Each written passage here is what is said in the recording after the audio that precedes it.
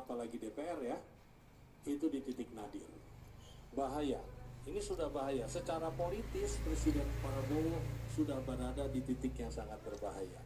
Pergantian presiden mungkin hanya menunggu waktu. Dalam waktu 2-3 minggu kalau demonstrasi seperti ini dibiarkan dan tidak teratasi, ada kemungkinan itu bisa jatuh. Ini bumbunya seseram itu, Pak? Apa kesannya kayak porsinya agak par.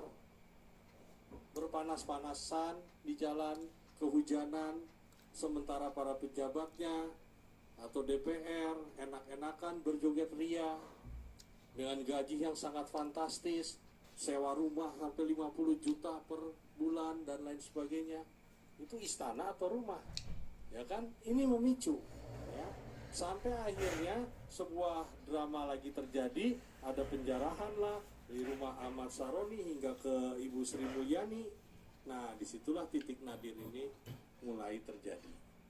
Sampai akhirnya Purbaya masuk. Ya. Nah, di situ secara psikologis Sri Mulyani merasa sudah selesai. Walaupun Kemenkyu itu seolah-olah dalam tanda petik ya milik dia.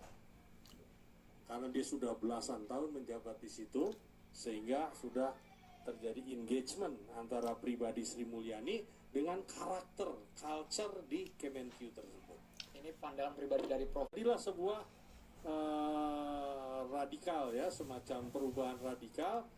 Seorang presiden berani mengganti Menkyu-nya yang sangat disayangi oleh IMF lah, World Bank lah, para investor asing lah, dan lain sebagainya. Seolah-olah mengganti Sri Mulyani itu adalah musibah atau bencana ekonomi bagi Indonesia. Memang betul ketika diangkatnya Purbaya, reaksi pasar tidak begitu baik, sedikit negatif. Tapi pasar masih wait and see, saya lihat seperti itu. Tapi dengan gebrakan dari seorang Purbaya, nah disinilah mulai terbangun ya. Soal gebrakan dan tendensi negatif dalam menilai, tapi kemudian beliau menunjukkan gayanya yang otentik menurut Mas Andika tadi, kemudian itu memunculkan branding image sendiri bagi dia gitu kan. Nah, dia muncul kemudian menjadi netizen darling gitu loh. Media darling ya. Media darling ini netizen darling itu kata Bang Emrus gitu ya. Nah, dengan cara itu kemudian apapun yang dia lawan-lawan gitu loh. Karena kita ini sudah terbelenggu dengan kekakuan komunikasi, pun dia anggota dewan, termasuk para menteri itu. Andra dulu dengan sangat mudah nelpon beliau.